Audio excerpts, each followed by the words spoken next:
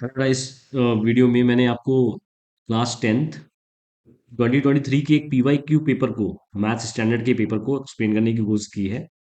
जैसे ही मैं आपको पेपर शो करता हूँ, 5 सेकंड का मैं टाइम दूंगा, आप उसको ट्राई करें एंड देन इसका सोल्यूशन देख लें। इस तरीके से जो आपकी प्रैक्टिस है वो और भी स्ट्रांग हो जाएगी। जल्दी से ट्राई करो ये वाला क्वेश्चन।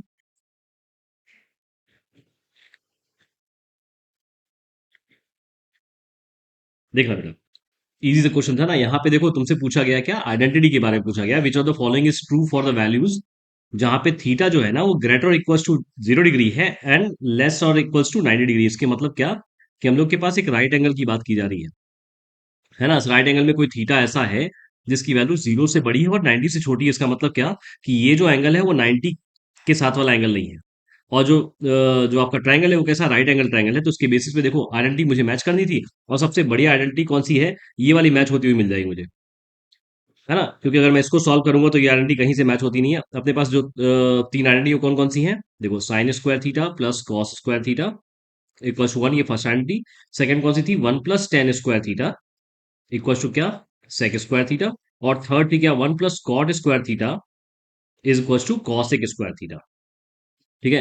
इन तीन आइडेंटिटी में से मुझे इसको मैच करके देखना था, और ये वाली जो ऑप्शन है ना, ये करेक्ट मैच होता हुआ मिलता है। चलो नेक्स्ट क्वेश्चन देखो।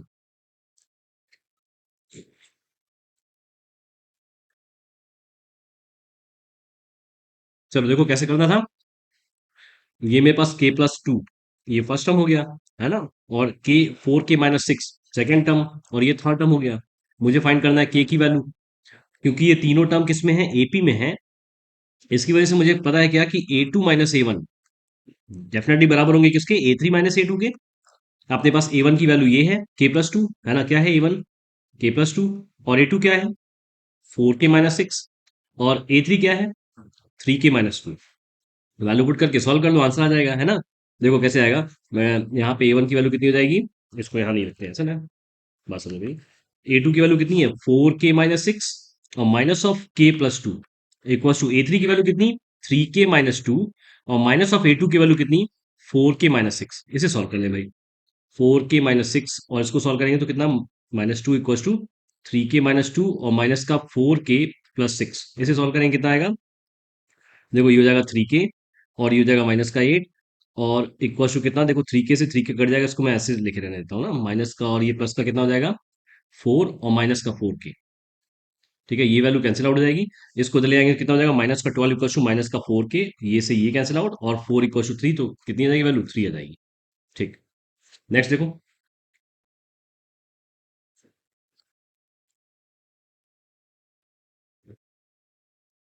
ठीक है, अगेन वही सेम बीपीटी इसमें लगेगा, और अपने पास जो रिजल्ट चाहिए था एसी का, वो कितना आ रहा था, 20 आ रहा था, अगर ध्यान हो तो। ठीक है, इसमें दूसरा क्वेश्चन देखते हैं।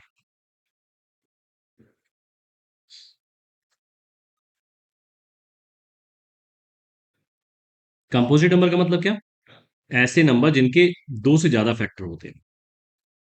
ठीक है, ऐसे नंबर जिनके दो से ज्यादा फैक्टर होते हैं वो कंपोजिट नंबर कहलाते हैं। तो कौन सा नंबर होगा जो सबसे लीस्ट कंपोजिट नंबर कहलाएगा, देखो 1 तो होगा नहीं, क्योंकि इसका एक ही फैक्टर है, खुद 1। 2 होगा नहीं, क्योंकि इसके दो फैक्टर हैं, एक 2 और दूसरा 1। 3 होगा नहीं, क्योंकि इसके भी दो फैक्टर हैं, कौन कौन से, एक 3 और इसका 1। तो ये तीनों नहीं होंगे। सबसे छोटा जो कंपोजिट नंबर होगा वो कौन सा होगा, 4 होगा, क्योंकि इसके तीन फैक्टर हैं, कौन कौन से, 1, 2 और ये 4 खुद। दो से ज्यादा फैक्टर जो होते हैं ना, उनको क्या बोलते हैं, कंपोजिट नंबर बोलते हैं। तो एक नंबर क्या बोला गया है, 4। और लीस्ट प्राइम नंबर की अगर हम लोग बात करें, तो लीस्ट प्राइम नंबर कौन सा होता है, 2 होता है। तो 4 और 2 का मुझे सबसे पहले क्या फाइंड करना है, एचसीएफ फाइंड करना है। तो एचसीएफ ऑफ 4 and 2 ये फाइंड कर लें। और इसका मुझे रेशियो पता करना है, एलसीएम भी फाइंड करना है, एलसीएम ऑफ 4 and 2। इसका एचसीएफ कितना आ जाएगा, 2 आ जाएगा, एलसीएम कितना आ जाएगा, 4 आ जाएगा। तो इसे वर्ट करेंगे तो आंसर आ जाएगा क्या। ठीक, नेक्स्ट क्वेश्चन देखो।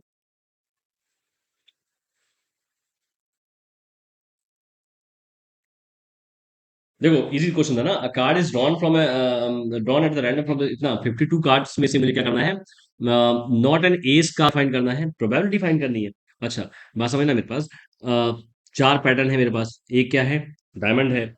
इसमें कितने होंगे, एक का एक होगा, एक एस, है ना। एक एस होगा इसमें। और दूसरा किसमें, हार्ट में एक एस होगा, है ना। एंड देन एक होगा किसमें, आपके पास वो जो हुकुम होता है, जैसे हुकुम बोलते हैं, है ना, इसमें होगा एक एस। और दूसरा एस फोर्थ वाला किस में होगा, जिसे स्पेड्स बोलते हैं, है ना, चिड़ी बोलते हैं, ये वाला। तो सबसे पहले हम लोग फाइंड करते हैं क्या, एस होने की प्रोबेबिलिटी, होने की प्रोबेबिलिटी कितनी हो जाएगी, 4/52। तो ना होने की प्रोबेबिलिटी के लिए क्या करेंगे, इसको कट कर लेंगे, कितना हो जाएगा, 4 1 जा 4 3 12, 1/13 हो जाएगा, है ना। ना होने की प्रोबेबिलिटी के लिए कैसे फाइंड करते हैं, P of E bar find करते हैं, ये कैसे आता है, 1 - पी ऑफ ई आता है। 1 - होने की प्रोबेबिलिटी माइनस कर देंगे ना, तो क्या आ जाएगा, ना होने की प्रोबेबिलिटी मुझे मिल जाएगी, तो यहाँ पे 1 - 1/13 हो जाएगा, तो आंसर आ जाएगा 12/13। ठीक है। ठीक, नेक्स्ट क्वेश्चन देखो।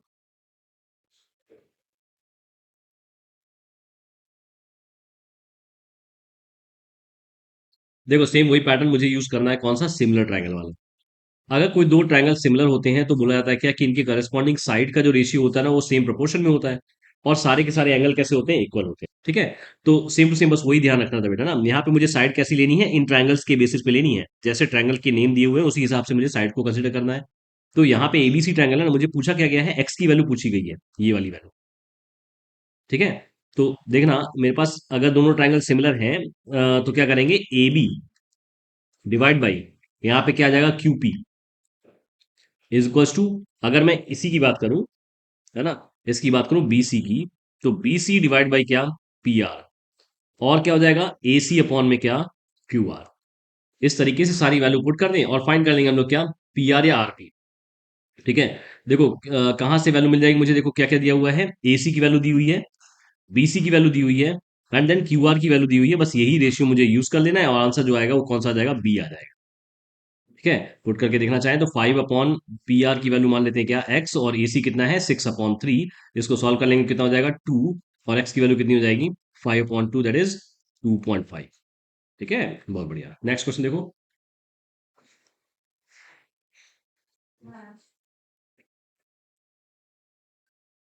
फैक्टराइज करने का तरीका कैसा, कि मुझे कुछ ऐसा नंबर यूज करना है जिसको, इनको अगर मैं ब्रेक करूं तो दोनों का एडिशन कितना आ जाए, 3 आ जाए, और मल्टीप्लीकेशन कितना आ जाए, हाँ, मल्टीप्लीकेशन कितना आ जाए, -10 आ जाए।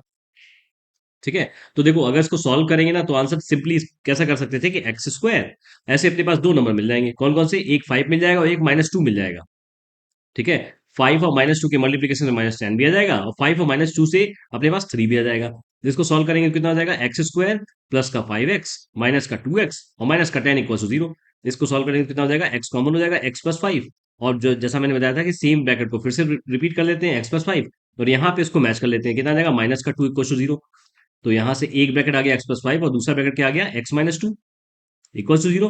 क्योंकि मुझे यहाँ पे रूट्स पूछा गया है, तो इसका रूट जो आएगा वो क्या आ जाएगा, -5 आ जाएगा, इसका रूट जो आ जाएगा वो क्या आएगा, +2 आ जाएगा। तो अपने पास दो रूट ऐसे आ जाएंगे, और ये जो है ऑप्शन नंबर 1 से मैच करता हुआ है। कई बार क्वेश्चन अगर ऐसा आता ना कि इजिली वो फैक्टराइज नहीं हो रहा था, तो अपने पास बढ़िया सा फॉर्मुला था, क्वाड्रेटिक फॉर्मुला, है ना, क्वाड्रेटिक फॉर्मुला था ना। ये फॉर्मुला क्या था, फॉर्मुला था कि जब कभी भी a x square plus b x plus c दिया हुआ है इक्वल टू 0, तो मैं quadratic formula x equal to कैसे निकाल सकता हूँ, -b plus minus under root of b square -4ac divide by 2a। ऐसा करके भी जो मुझे रिजल्ट मिलता ना, वो भी यही मिलता। चलो नेक्स्ट क्वेश्चन देखो।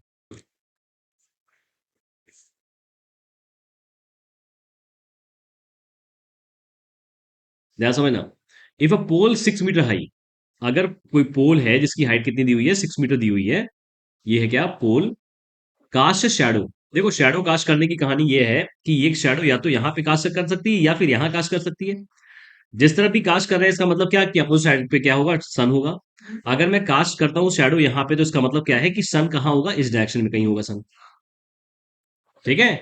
और ये जो है अपने पास डिस्टेंस वो कितनी है, 2√3 मीटर है ना। If a pole 6 metre high cast a shadow 2√3 metre long on the ground, then the elevation of sun, मतलब क्या, तो यहां से अगर मैं इसको इस तरीके से कनेक्ट कर दूं ना, तो तुमसे क्या पूछा गया, ये वाला एंगल पूछा गया, ये एंगल कितना है ना।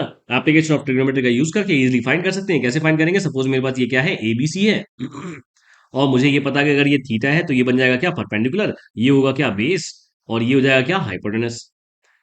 अच्छा, अगर बेस और परपेंडिकुलर का मुझे रिलेशन निकालना है तो कैसे निकालते हैं, दैट इज ये होता है क्या, टेन थीटा इक्वल्स टू कितना, परपेंडिकुलर अपॉन बेस, परपेंडिकुलर अपने पास 6 हो जाएगा, और ये हो जाएगा 2√3, इससे ये वैल्यू कट जाएगी, है ना। इसको सॉल्व करेंगे तो कितना हो जाएगा, √3 आ जाएगा। टेन थीटा की ऐसी कौन सी वैल्यू √3 बनती है, that is theta equals to 60 degree. तो इसका करेक्ट आंसर क्या हो जाएगा, 60 डिग्री हो जाएगा। नेक्स्ट क्वेश्चन देखो।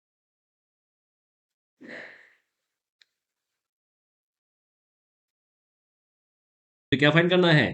देखना मेरे पास ये जो पॉइंट है वो कहाँ अप्लाई कर रहा है, कहीं यहाँ अप्लाई कर रहा होगा, है ना। -6 यहाँ पे, +8 कहीं यहाँ पे मान लेते हैं। ये वाई एक्सिस है, ये एक्स एक्सिस है, ठीक है, ये वाई है, ठीक है। ये है मेरे पास क्या, -6, 8। और ये क्या मेरे पास है, ओरिजिन। ओरिजिन से ही तो डिस्टेंस पूछा है ना। ओरिजिन का कोऑर्डिनेट क्या होता है, 0, 0 होता है। अगर मुझे यहां से यहां तक के बीच का डिस्टेंस फाइंड करना है तो क्या यूज करते हैं, डिस्टेंस फॉर्मूला यूज करते हैं। अगर मैं इसको मान लेता हूँ ए, इसको मान लेता हूँ ओ, तो ओ ए का फॉर्मूला क्या यूज हो जाएगा, दैट इज x2 - x1 का whole square and then plus y2 - y1 का होल स्क्वायर, ठीक है ना। किसी को भी x1 मान ले, किसी को भी x2 मान ले। मैं मान लेता हूँ क्या कि ये x1 है और ये क्या है, y1 है, और ये क्या है, x2 है और ये y2 है, ठीक है। यहाँ पे वैल्यू पुट कर देंगे तो देखो सिंपली एक रिलेशन आएगा। x2 कितना है, -6 -0 का होल स्क्वायर +8 -0 का होल स्क्वायर, ठीक है। इसको सॉल्व करेंगे तो कितना हो जाएगा, ये हो जाएगा 36 और ये हो जाएगा कितना, 64। ऐड करेंगे तो कितना आ जाएगा आंसर, 100 आ जाएगा। इसको सॉल्व करेंगे तो आंसर कितना आ जाएगा, 10 आ जाएगा। तो ए की वैल्यू कितनी हो जाएगी, 10 हो जाएगी। ऑप्शन कौन सा सही हो जाएगा, डी वाला सही हो जाएगा, option D, very good. Next question देखो।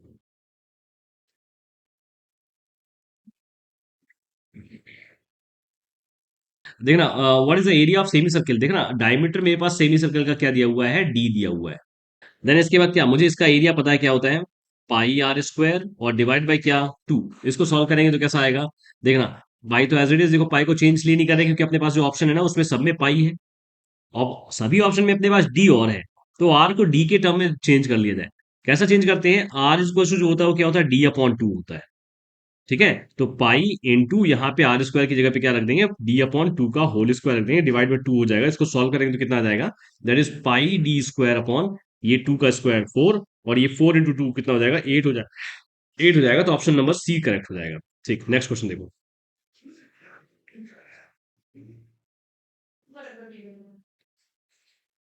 जब हम मीडियन क्लास की बात करते हैं ना, है ना, मीडियन क्लास की बात करते हैं तो कम्युलेटिव फ्रिक्वेंसी के बेसिस पे चीजों को थोड़ा सा आइडेंटिफाई करते हैं कि मीडियन क्लास कौन सी सेलेक्ट करते हैं, है ना। लेकिन मॉडल क्लास की जब हम लोग बात करते हैं तो मॉडल क्लास का मतलब क्या होता है, जहां पे आपके पास मैक्सिमम फ्रिक्वेंसी आ रही होती है।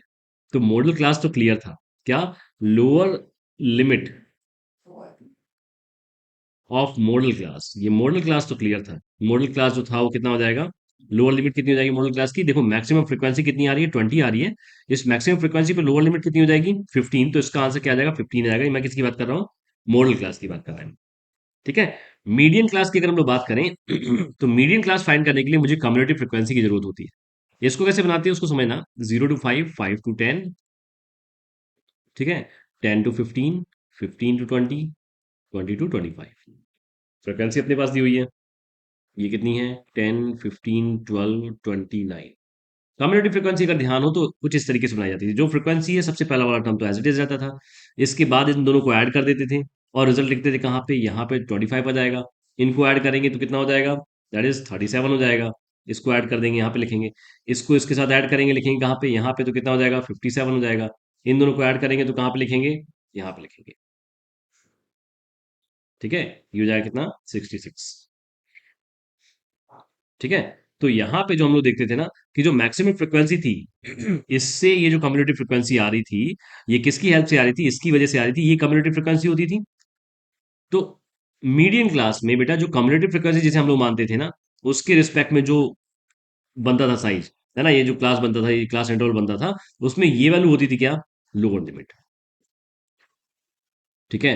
तो ये किसकी लोअर लिमिट है, ये मीडियन क्लास की है, मीडियन क्लास की, ठीक है। कौन सी है, 10 है। तो 10 हो गई इसकी वैल्यू और 15 हो गई इसकी वैल्यू, तो करेक्ट आंसर कौन सा हो जाएगा, बी हो जाएगा, दैट इज 25। चलो नेक्स्ट क्वेश्चन देखते हैं।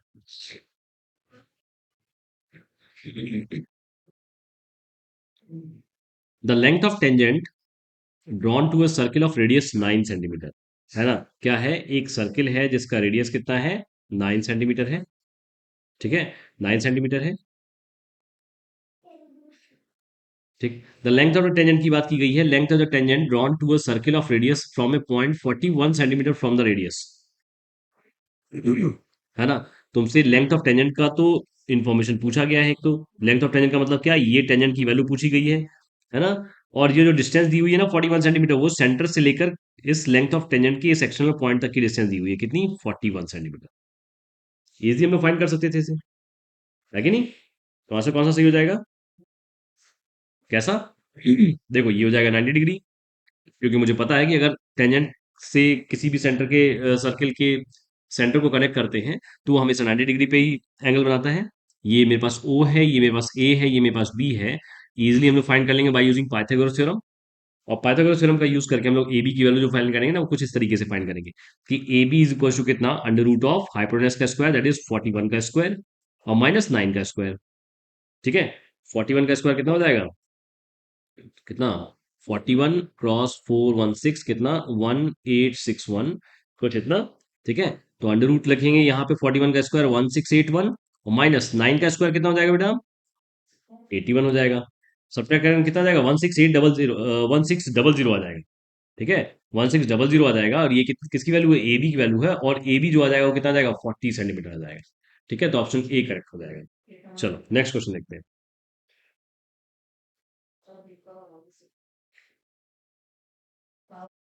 इन अ गिवन फिगर बेटा, O is the centre of the circle P Q and P Q is chord ना, पी क्यू क्या है, कॉर्ड है। Is the tangent P R makes an angle 50 degree with P Q, then measure, मुझे क्या करना था, P O Q, ये वाला एंगल मुझे मेजर करना ना, ये वाला एंगल है ना इसका, थोड़ा सा कलर चेंज कर लें क्या? ठीक है, ये वाला एंगल मुझे मेजर करना है। तो मुझे एक चीज बड़ी क्लियर पता है क्या, कि जो सेंटर के साथ एक लाइन ड्रॉ हो जाती है टेंजेंट के साथ, वो एंगल कितना बनाती है, ये 90 डिग्री बनाती है। मतलब मेरे पास एंगल ओ पी आर जो है वो कितना है, 90 डिग्री है। ठीक है, अच्छा ओ पी आर को मैं कैसा लिख सकता था, मैं लिख सकता हूँ angle Q P R, that is angle Q, ये वाला क्यू पी आर, ये छोटा सा एंगल 50 डिग्री जो दिया हुआ है वो, प्लस एंगल पी, क्या लिख सकता हूँ, ओ पी क्यू लिख सकता हूँ, लिख सकता हूँ ना, एंगल ओ पी क्यू लिख सकता हूँ, जो किसके बराबर हो जाएगा, 90 के बराबर हो जाएगा। तो यहां से मैं एंगल ओ पी क्यू निकाल सकता हूँ।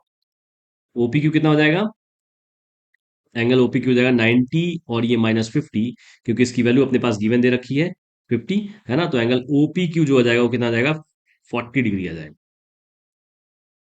ठीक है, मुझे कौन सा एंगल पूछा है बेटा, पी ओ क्यू पूछा, ये वाला एंगल नहीं पूछा, ये वाला पूछा एंगल ना, ये वाला एंगल पूछा, वो वाला नहीं पूछा, ये वाला एंगल नहीं पूछा है भाई, है ना, ये वाला एंगल नहीं पूछा है। कौन सा एंगल पूछा है, पी ओ क्यू, ये वाला एंगल पूछा है। मुझे जो एंगल मिला है अभी ओपी क्यू, ये कौन सा एंगल है, ये वाला एंगल है 40 डिग्री। क्योंकि ये जो सर्किल का ये जो ट्रायंगल है ना, उसका ये साइड जो है और ये साइड क्या है, इक्वल है रेडियस ऑफ सर्किल की वजह से, इसलिए ये एंगल और ये एंगल कैसा हो जाएगा, सेम हो जाएगा।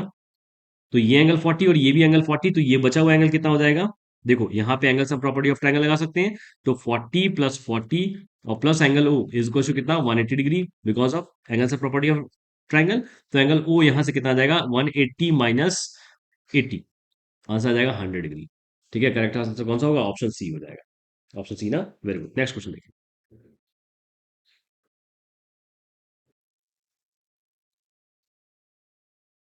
देखो इस बैग में जो नंबर ऑफ बॉल्स है ना वो कितनी है, रेड बॉल जो है वो कितनी है, रेड बॉल जो है वो कितनी है, 5 है। ठीक है, इसी बैग में नंबर ऑफ ग्रीन बॉल और दी हुई है, लेकिन इसकी इंफॉर्मेशन नहीं दी है। ग्रीन बॉल जो है उन्होंने बताया क्या कि n number of green ball है। देखना, अगर मैं टोटल आउटकम की यहाँ पे बात करूं, टोटल आउटकम तो वो कितना होगा, कि इस बैग में कितनी टोटल बॉल है, तो ऐसा बता सकते हैं 5 रेड बॉल और n ग्रीन बॉल, तो टोटल आउटकम कितना हो जाएगा, 5 प्लस n हो जाएगा। ठीक, अच्छा आगे वाली कंडीशन में इन्होंने क्या बोला है कि the probability of drawing a green ball, अगर मैं ग्रीन बॉल की प्रोबेबिलिटी फाइंड करूं, probability of green ball find करें तो क्या आएगा आंसर, ग्रीन बॉल कितनी है n और टोटल बॉल कितनी है 5 प्लस n। ठीक है, ग्रीन बॉल की जो प्रोबेबिलिटी है, ग्रीन बॉल की जो प्रोबेबिलिटी है, क्वेश्चन में ऐसा बोल रहे हैं, is 3 times the probability of red ball, 3 time the probability of red ball, कुछ ऐसा है। देन इस केस में तुमसे पूछा गया कि n की वैल्यू क्या है। तो मुझे ग्रीन बॉल की प्रोबेबिलिटी पता चल गई, मुझे प्रोबेबिलिटी फाइंड कर सकता हूं मैं रेड बॉल की भी। रेड बॉल की प्रोबेबिलिटी कितनी हो जाएगी, that is 5 divided by n+5। ठीक है, अच्छा अब इन वैल्यूज को यहाँ पे यूज कर लेते हैं। ये कितना हो जाएगा, n/5 + n equal to 3 × 5/n+5, 5 + n या n+5 एक ही बात है। इसको यहाँ से इस तरीके से कट कर लेंगे, है ना, कट हो जाएगा ये, तो n की वैल्यू कितनी हो जाएगी, 15 हो जाएगी। इस तरीके से इस क्वेश्चन को सॉल्व करना था। ठीक है, करेक्ट आंसर कौन सा हो जाएगा, बी हो जाएगा। चलो नेक्स्ट क्वेश्चन।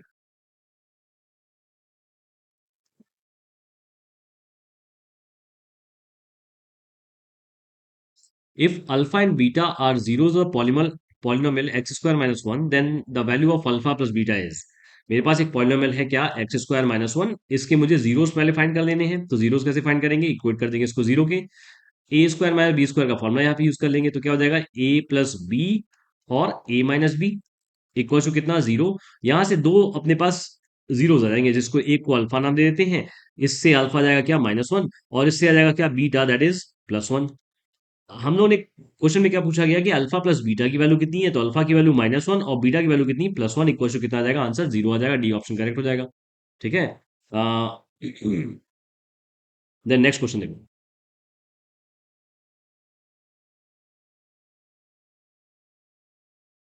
मेरे पास four x square minus three x minus seven दिया हुआ है। तो सेवन फोर या 28, है ना।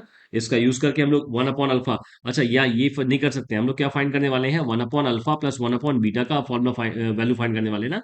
तो इसको थोड़ा सॉल्व करते हैं, क्या सॉल्व करते हैं, अल्फा बीटा ले लेते हैं एलसीएम। तो ऊपर आ जाएगा क्या, अल्फा प्लस बीटा, है ना। मतलब क्या, इस रिलेशन से, इस पॉलिनोमियल से जिसे पी ऑफ एक्स से रिप्रेजेंट किया गया है, यहां से अल्फा प्लस बीटा की वैल्यू फाइंड कर लेते हैं, जो किसके बराबर होती है, माइनस बी अपॉन ए के बराबर होती है। यहाँ पे माइनस ऑफ माइनस बी कितना दिया हुआ है, सॉरी बी कितना दिया हुआ है, माइनस का थ्री दिया हुआ है। ए कितना है, फोर है। तो ये क्या जाएगा, alpha plus beta that is three upon four हो जाएगा। अल्फा डॉट बीटा कितना हो जाएगा, c upon a that is minus seven upon four. ठीक है, ये सेवन अपॉन फोर आ गया। इन दोनों की वैल्यू को यहाँ पुट कर देते हैं, तो one upon alpha plus one upon beta की जो वैल्यू आएगी ना, वो कैसे आएगी, अल्फा प्लस बीटा की वैल्यू कितनी, थ्री अपॉन फोर, यहाँ पुट कर देते हैं। और इसकी वैल्यू कितनी, माइनस सेवन अपॉन फोर। ठीक है, ये से ये वैल्यू कैंसिल आउट हो जाएगी, तो आंसर कितना आ जाएगा, थ्री अपॉन सेवन आ जाएगा माइनस का। कहाँ है ऑप्शन, गिरा। नेक्स्ट क्वेश्चन देखो।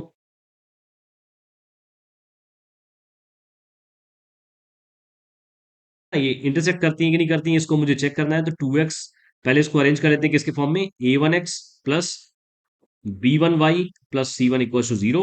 ये इसकी standard question. A two x plus b two y equal to plus c two equal to zero.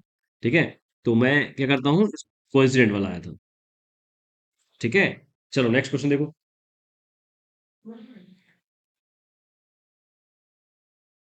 इसका आंसर क्या था, सेवन था। नेक्स्ट क्वेश्चन देखते हैं।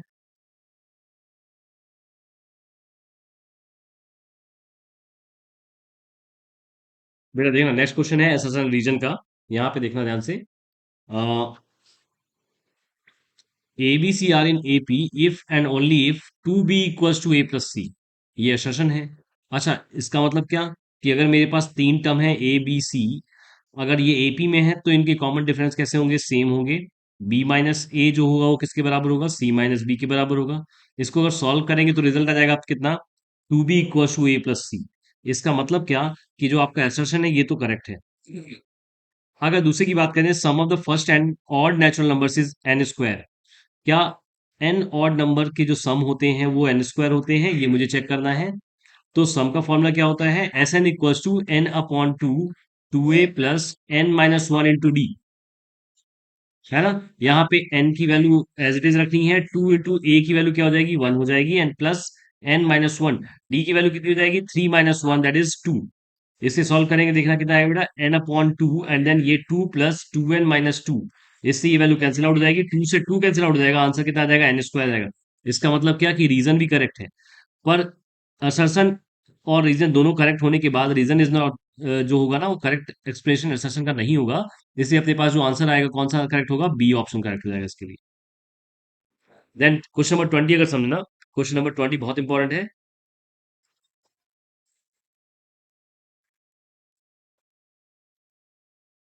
देखो क्या लिखा है, the probability that a leap year has 53 Sundays 2 upon 7 and the probability that a non leap year has 53 Sunday is 5 upon 7। क्या मतलब, इसको समझो जरा। अगर मैं नॉन लीप ईयर की बात करता हूं, तो नॉन लीप ईयर में कितने डेज होते हैं, दैट इज 260, सॉरी 365 डेज, है ना। अच्छा, 365 डेज में देखो 52 संडे तो कंफर्म होते हैं। ये कैसे पता चलता है मुझे, इसको मैं डिवाइड कर देता हूँ सेवन से। डिवाइड करते हैं तो कितना आता है, सेवन फाइव जा 35 एंड सेवन टू जा 14। रिमेनिंग जो बचता है वो वन डे बचता है, प्लस का वन डे बचता है। ये वन डे जो है वो कुछ भी हो सकता है। 52 संडे तो कंफर्म है, इसके बाद जो वन डे होता है वो हो सकता है संडे हो, वो हो सकता है मंडे हो, वो हो सकता है ट्यूसडे हो, वो हो सकता है वेडनेसडे हो, है ना, वो हो सकता है थर्सडे हो, वो हो सकता है फ्राइडे हो या फिर सैटरडे हो। ऐसे केस में ये जो 7 डेज है ना, इसमें संडे आने की जो प्रोबेबिलिटी होगी वो कितनी हो जाएगी, वन हो जाएगी आउट ऑफ सेवन में, है ना। तो संडे आने का पूरे ईयर नॉन लीप ईयर में कितना प्रोबेबिलिटी हो जाएगा? दैट इज 1/7 हो जाएगा। 1/7 प्रोबेबिलिटी होगी किसकी? पूरे लीप नॉन लीप ईयर में कितनी हो जाएगी? 1/7 हो जाएगी, ना कि 5/7 होगी। इसका मतलब क्या? ये फॉल्स हो गया। अगर हम लोग लीप ईयर की बात करें तो लीप ईयर में क्या होगा, देखना, बात समझना। लीप ईयर में आपके पास कितने डेज होते हैं? 366 डेज होते हैं। अगर मैं इसको 7 से डिवाइड करता हूं तो अपने पास जो रिमाइंडर आएगा ना, वो +2 डेज का आएगा। इसका मतलब क्या? 52 डेज, 52 संडे तो कंफर्म है। इसके बाद जो है ना, वो 2 डेज के जो कॉम्बिनेशन आएंगे वो कुछ ऐसे हो सकते हैं। संडे प्लस मंडे हो सकता है, मंडे प्लस ट्यूसडे हो सकता है, ट्यूसडे प्लस वेडनेसडे हो सकता है, वेडनेसडे प्लस थर्सडे हो सकता है, थर्सडे प्लस फ्राइडे हो सकता है, एंड फ्राइडे प्लस सैटरडे हो सकता है, या फिर सैटरडे प्लस संडे हो सकता है। तो यहाँ पे एक संडे की प्रोबेबिलिटी ये, एक संडे की कंडीशन ये।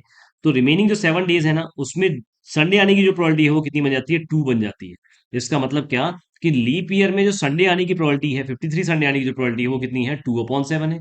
ये तो करेक्ट है ना? ये क्या है आपका? ट्रू है।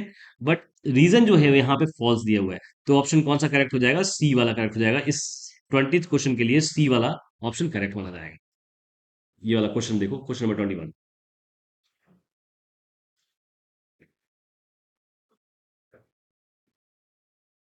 हम लोग को बस यहाँ पे वैल्यू पुट करनी है, उसका आंसर निकालना था, है ना?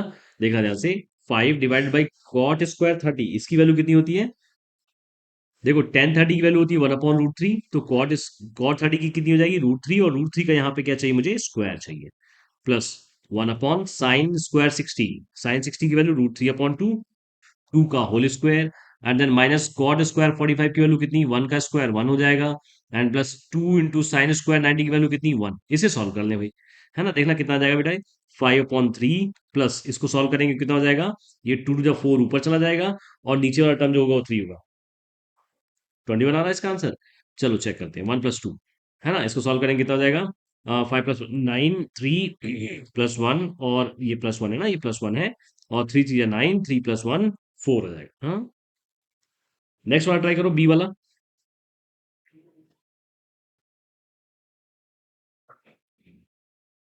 देखो, इस क्वेश्चन को कैसे सॉल्व करेंगे, देखना ध्यान से समझना।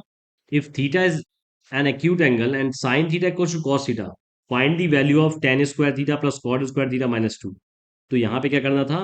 देखो, साइन थीटा जो है वो किसके बराबर है? कॉस थीटा के बराबर है। तो क्या मैं इसको ऐसा लिख सकता हूँ? Sine theta divide by cos theta equals to 1। लिख सकता हूँ बिल्कुल। साइन अपॉन कॉस क्या होता है?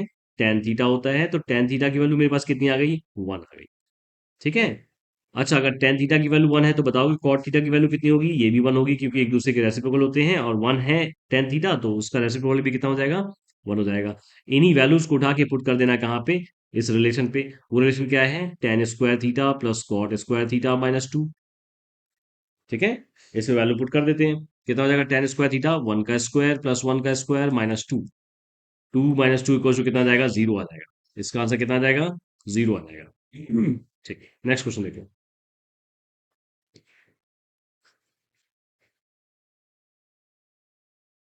If a fair coin is toss twice, अगर किसी भी कॉइन को 2 बार टॉस करते हैं तो अपने पास जो फेवरेबल आउटकम आते हैं ना, वो कौन कौन से आते हैं? देखना, टोटल आउटकम जो बोल रहे हैं, है ना? हेड टेल, टेल हेड, और टेल टेल। इसमें मुझे प्रोबेबिलिटी पूछी, क्या प्रोबेबिलिटी ऑफ एटमोस्ट 1 हेड। एक head, at most 1 head, maximum 1 head हो सकता है। उसकी प्रोबेबिलिटी कितनी हो जाएगी? देखो, टोटल आउटकम कितने हैं अपने पास? 4। एटमोस्ट 1 हेड के लिए क्या चाहिए मेरे पास? कितनी कंडीशन आती है? मैक्सिमम 1 हेड हो। इसका मतलब क्या? देखना, एक तो ये हो गया, दूसरा ये हो गया। एटमोस्ट 1 हेड के लिए हम लोग 0 हेड वाला भी काउंट करते हैं। यहाँ पे हेड की काउंटिंग कितनी है? 0 है। तो अपने पास जो फेवरेट आउटकम आएगा वो कितना आ जाएगा? 3 आ जाएगा। तो आंसर कौन सा हो जाएगा? 3/4 हो जाएगा। ठीक, नेक्स्ट क्वेश्चन देखो।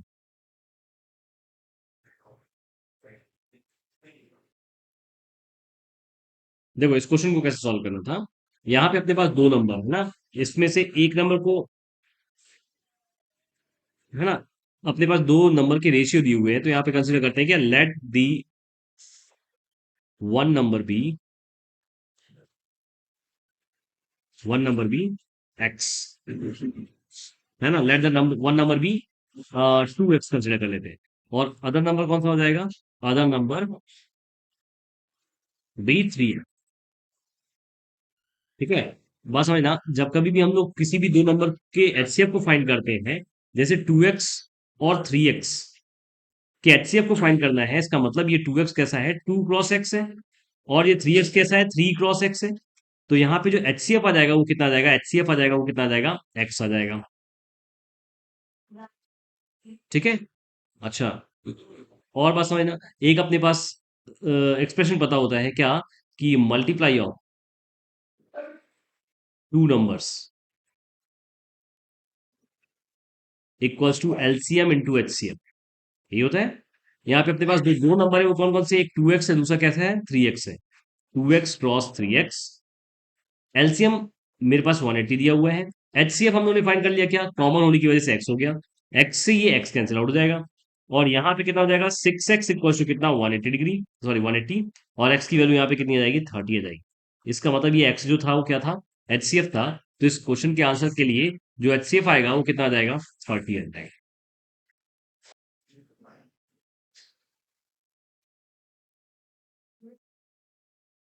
मुझे 24 का फर्स्ट वाला पार्ट कंप्लीट करना है ना, 24 का फर्स्ट वाला पार्ट देखो कैसे करेंगे। Find the sum and product of roots of the quadratic equation. इस क्वाड्रेटिक इक्वेशन के मुझे क्या फाइंड करना है, sum and product of zeros find करना है ना। तो ये तो बहुत इजी था। क्या आता है, सम ऑफ जीरोस क्या होता है, sum of roots. Alpha plus beta की वैल्यू पूछा है इसमें, है ना। अल्फा प्लस बीटा का मतलब क्या, minus B by A. Minus B कितना है अपने पास, देखो इसको स्टार्ट करेंगे कैसे, गिवन लिख के स्टार्ट जरूर करना। ठीक है, गिवन लिख के स्टार्ट करना, मुझे फाइंड क्या करना है वो चीज बता देंगे, एंड देन ये सारी कहानी किस में करेंगे, सॉल्यूशन में करेंगे। ठीक है। देन यहाँ पे माइनस बी की वैल्यू कितनी हो जाएगी, -9 डिवाइड बाई कितना, ए। 24 ए का क्या, -9/2, और जीरो इज 2, है ना, ये आ जाएगा बिल्कुल। डिवाइड बाई 9/2 आ जाएगा क्या, सम ऑफ जीरोस। और अगर मैं प्रोडक्ट ऑफ जीरोस की बात करूं तो क्या आ जाएगा, अल्फा डॉट बीटा की वैल्यू मुझे फाइंड करनी है, जो होता है क्या, सी अपॉन ए होता है। सी कितना दिया हुआ है मेरे पास, 4/2 इक्वल टू कितना आ जाएगा, 2 आ जाएगा। ठीक है, बहुत बढ़िया। सेकंड पार्ट बताओ, 24 का B. Find the discriminant of the quadratic equation this and hence comment on the nature of the roots of the question, है ना, कुछ ऐसे ही करना। ठीक है, बी स्क्वायर क्या है, बी स्क्वायर की वैल्यू कितनी है अपने पास, 0 है, 0 - 4 इंटू ए की वैल्यू कितनी है, 4 है, और सी की वैल्यू कितनी है, -5 है। इसे सॉल्व कर लेना, कितना आ जाएगा, प्लस 4 4 5 20 एंड 20 80 आ जाएगा। डी की वैल्यू कितनी आ गई, 80 आ गई। यहां से क्या एक्सप्लेन करेंगे, अपने पास दो तीन टर्म थे, जरा उसको समझना क्या थे। When D is greater than 0, इसका मतलब क्या, two distinct real root exist. ठीक है। एंड दूसरी कंडीशन क्या थी, when D is equal to 0, क्या था यहाँ पे, two same real root exist. एक थर्ड कंडीशन है, when D is less than 0, यहाँ पे क्या था, नो रियल रूट एग्जिस्ट। तो यहाँ पे बस लिखना था क्या, कि यहाँ लिखेंगे since D is greater than 0, therefore, या हेंस, हाँ ना, वेरी गुड, 80 है ना। मुझे नेचर के बारे में बताना है ना, तो मैं क्या बताएंगे, hence two distinct real root exist. इस तरीके का मुझे नेचर और बताना था, तब जाके अपना आंसर पूरा कंप्लीट होता। क्वेश्चन को जरूर पूरा पढ़ना, कि मुझे पूरा कितना आंसर देना है, हाफ आंसर से बात नहीं बनेगी, है ना। इस 2 मार्क्स में से मुझे फर्स्ट मार्क तो यहाँ से मिलता, डिफाइन करने से, और रिमेनिंग का जो मार्क्स मिलता है ना, वो कहाँ से, नेचर को एक्सप्लेन करने से मिलता। ठीक है, इसका जरूर ध्यान रखना। चलो नेक्स्ट क्वेश्चन।